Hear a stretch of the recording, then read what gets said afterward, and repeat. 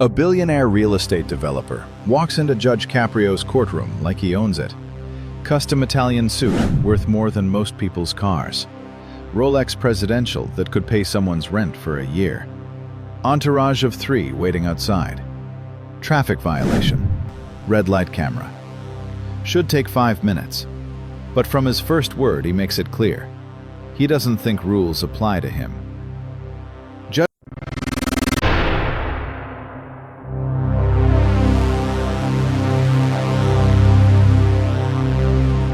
Judge Caprio reviews the case. The CEO interrupts. "Let me save you some time. How much is this going to cost me? I'll write a check right now and we can both get back to more important things." Judge Caprio looks up slowly. "Sir, this is a court proceeding, not a business transaction." The CEO smirks. "Everything's a business transaction, Your Honor. I own shopping malls, office buildings, hotels. I own people like you." What happens next, when a judge reminds a billionaire that money can't buy respect, becomes the most devastating takedown in courtroom history. Subscribe and drop your city, because this entitled CEO learns the most expensive lesson of his life. Monday morning, 9:45 a.m. The bailiff calls, Case 16,294, Richard Ashford, violation of traffic control device, red light camera. A man in his early 50s strides to the podium, not walks, strides. Everything about him screams wealth. Ermenegildo Zegna suit, perfectly tailored. Hermes tie, shoes so polished they reflect the courtroom lights. Diamond cufflinks catching every eye. He doesn't look nervous, he looks bored. Judge Caprio glances up. "Good morning, Mr. Ashford." "Morning." "No, Your Honor. No, Your Honor." Just morning, like their colleagues at a coffee shop. "Mr. Ashford, you're cited for running a red light at the intersection of Westminster and Weybosset. The red light camera captured your vehicle, a 2024 Bentley Continental, proceeding through the intersection 1.3 seconds after the light turned red. Do you recall this incident?" Richard pulls out his phone, checks something, then looks back up. "Not specifically. I drive through dozens of intersections daily, but I'm sure it happened. Your cameras don't lie, right?" "The evidence supports the citation, yes." "Great. So how much do I owe?" He reaches into his jacket, pulls out a leather checkbook. Actual checks like it's 1985. "Let's settle this so I can get to my 10:30 meeting. I have investors flying in from Dubai and they don't wait." Judge Caprio's expression remains neutral, but something flickers in his eyes. "Mr. Ashford, this isn't about settling. This is a court hearing to determine, with all respect, Your Honor, I know how these things work. I ran a red light. I'm guilty. I'll pay the fine. Let's not waste each other's time with theater. You tell me the number, I write the check, we both move on with our lives." "Mr. Ashford, the fine for red light violation is $85. However, 85. He laughs, genuinely laughs. "Your Honor, I spend more than that on lunch. Let me write you a check for $500. Consider it a donation to whatever fund you have. Traffic safety, courthouse renovations, whatever." Judge Caprio's voice gets firmer. "Sir, I don't accept donations in lieu of following proper legal procedure." Richard sighs heavily, like a parent dealing with a difficult child. "Look, I understand you have a process. I respect that. But I'm a businessman. Time is money. My time is worth approximately $12,000 per hour, based on my company's annual revenue and my working hours. That means every minute I stand here costs me $200. Can we expedite this?" "Mr. Ashford, your hourly rate doesn't change court procedure." "Everything has a price, Your Honor. Everything. I've been in negotiations my entire life. There's always a way to make things move faster if you're willing to pay for efficiency." The courtroom is watching this unfold with growing discomfort. Is this man really trying to buy his way through a court hearing? Judge Caprio sets down his pen. "Mr. Ashford, let me be clear. This court doesn't operate on your timeline or your financial principles. We operate on the law. You'll participate in this hearing like every other citizen who appears before me. Richard's smile fades slightly. I'm not every other citizen, Your Honor. I employ over 2,000 people. I pay more in taxes in 1 quarter than most people earn in a lifetime. I sit on 5 corporate boards and 3 charitable foundations. My company is worth $1.8 billion. I think that entitles me to a little flexibility in how we handle an $85 traffic ticket. Judge Caprio leans back, studying Richard carefully. Mr. Ashford, your financial success is admirable. Your employment of 2,000 people is commendable. But none of that gives you special treatment in this courtroom. I'm not asking for special treatment. I'm asking for efficient treatment. There's a difference. Efficient treatment is what everyone receives here. You're getting the same process as the person who came before you and the person who'll come after you. Richard's patience, what little he had, snaps. Your Honor, do you know who I am? I don't mean that as arrogance. I mean it literally. Do you know what Ashford Development Corporation is? I'm aware of your company, yes. Then you know I develop commercial real estate throughout New England. Office buildings, shopping centers, luxury condos. I've built half of downtown Providence's skyline over the last 20 years. He gestures vaguely toward the window. The building 3 blocks from here? Mine. The hotel across the street? Mine. The parking structure where I parked my Bentley this morning? Also mine. I'm aware you're a significant property owner. I'm not just a property owner. I'm an economic engine for this city. When I build a project, it creates hundreds of construction jobs. When I lease space, it generates tax revenue that pays for schools, roads, police, courts. People like me, he catches himself but doesn't stop. People like me keep cities like Providence running.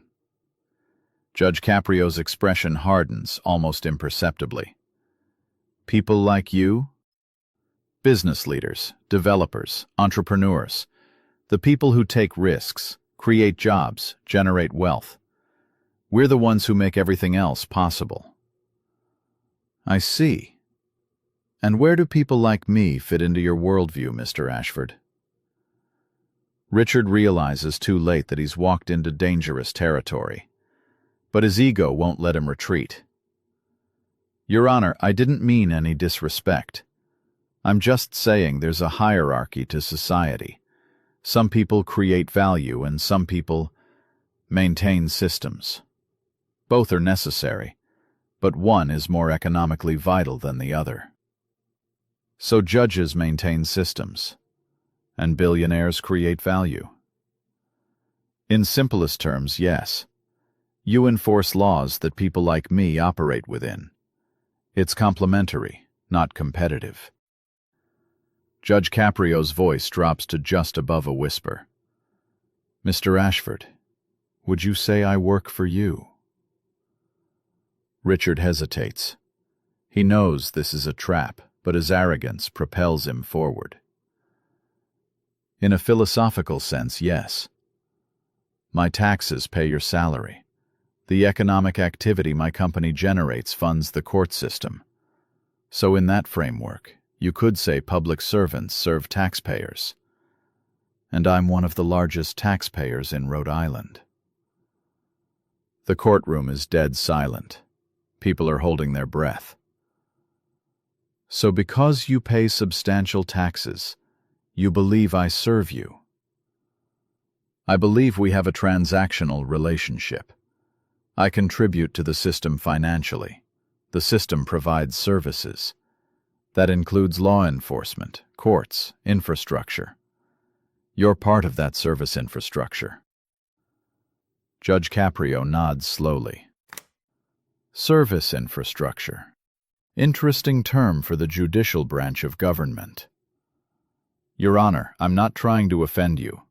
I'm being honest about how the world works. Money funds everything. Without taxpayers like me, there is no court system.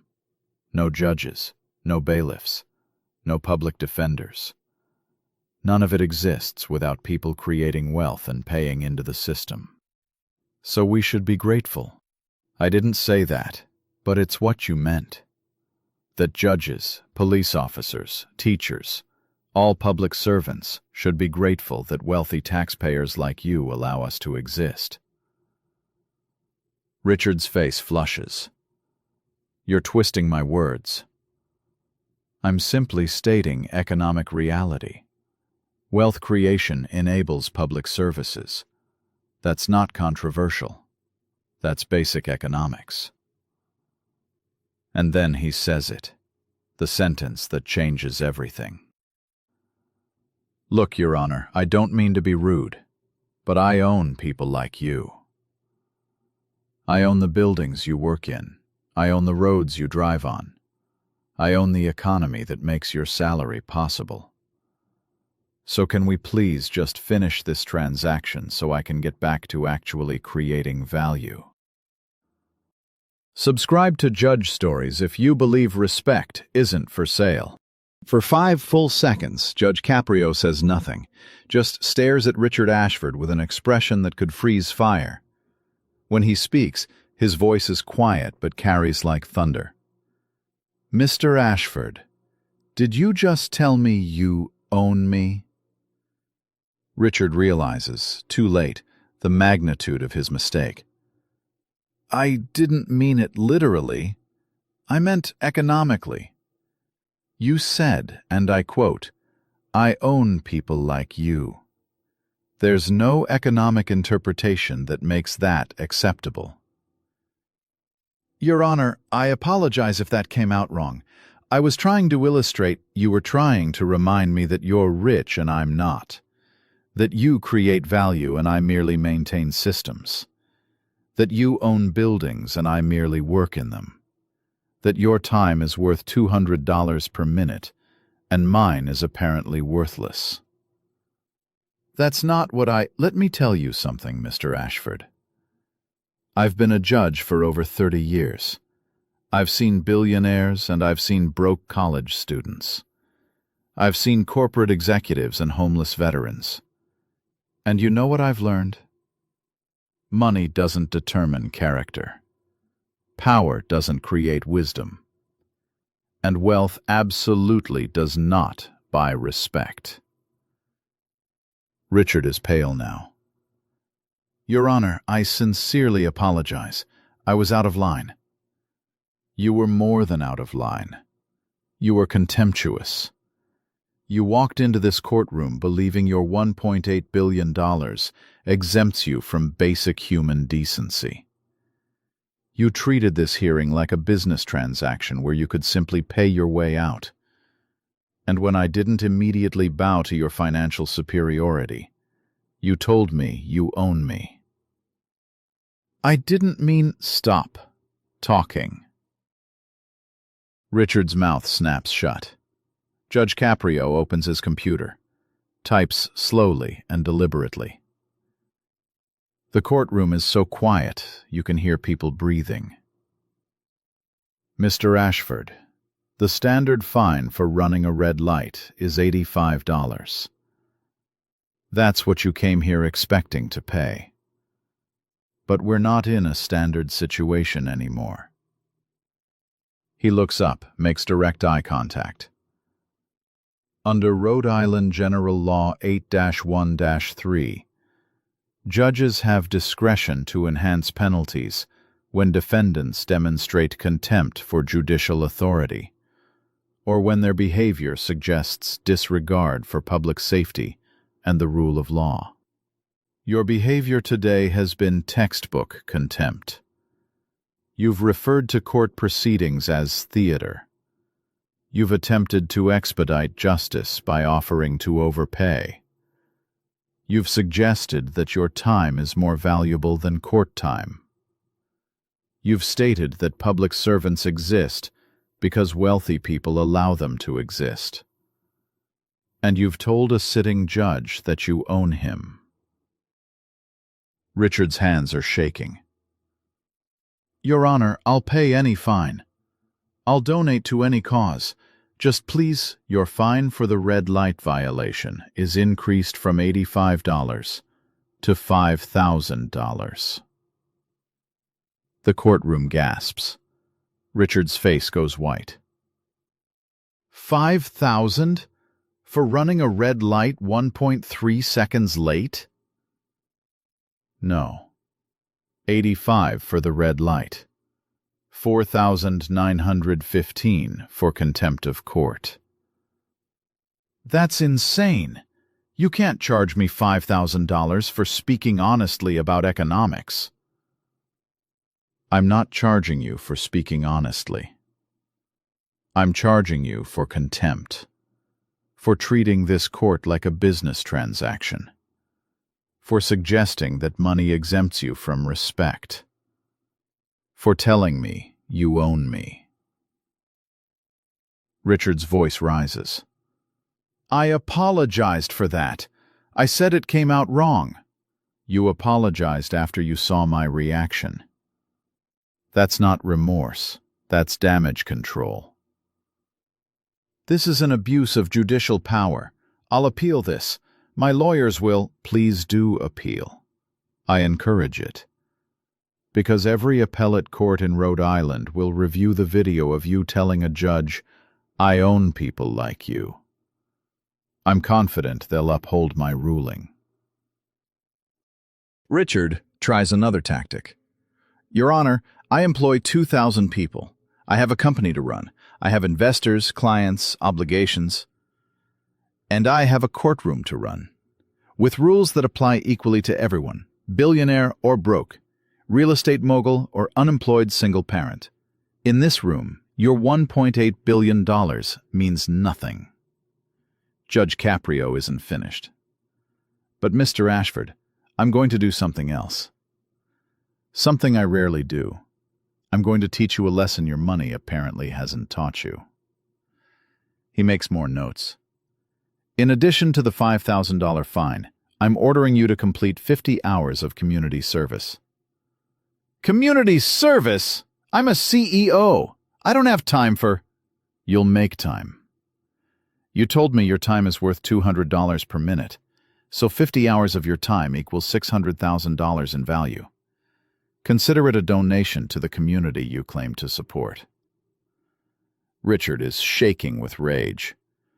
Where exactly am I supposed to do this community service? I'm assigning you to Providence Community Kitchen. They serve meals to homeless individuals and low-income families. You'll work in the kitchen, serving food, cleaning dishes, taking out trash, whatever they need.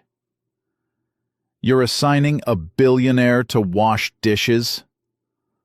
I'm assigning a man who needs humility to serve people he's clearly never noticed. Maybe spending 50 hours with people who struggle to afford meals will teach you that human value isn't measured in dollars. This is humiliating. No, Mr. Ashford. This is accountability. Judge Caprio signals the clerk. Mr. Ashford, you have 30 days to pay the $5,000 fine. You have 90 days to complete your 50 hours of community service. Failure to comply will result in a warrant for your arrest.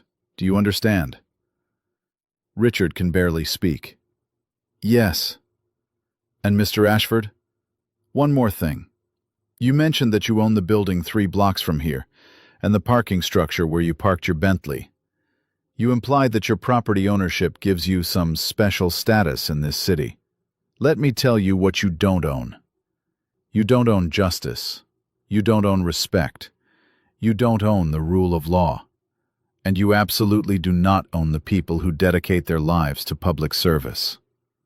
I grew up in a working-class neighborhood. My father was a tailor. My mother cleaned houses. They taught me that a person's worth has nothing to do with their bank account. Everything to do with their character. Your character today was lacking. Richard nods, humiliated, unable to make eye contact. You're dismissed. I suggest you get to your Dubai investors meeting, though I imagine it'll be hard to focus, knowing you're now $5,000 poorer and facing 50 hours washing dishes. Richard walks out, head down, past rows of people staring. Some are smirking, some are satisfied. All of them just watched a billionaire get destroyed. Outside the courthouse, Richard calls his lawyer, screams about appealing.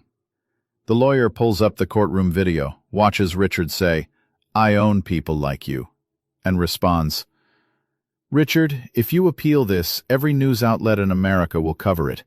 You'll become the poster child for entitled billionaires. Pay the fine, do the service, and never speak to a judge like that again." 3 weeks later, Richard shows up at Providence Community Kitchen for his first shift. Wearing jeans and a polo, still expensive but attempting to blend in. The kitchen manager, Maria, a 62-year-old woman who's run the facility for 20 years, looks him up and down. "You're the billionaire the judge sent." "Yes, ma'am." "You ever worked in a kitchen before?" "No, ma'am." "Then you'll be on dishes. Follow me."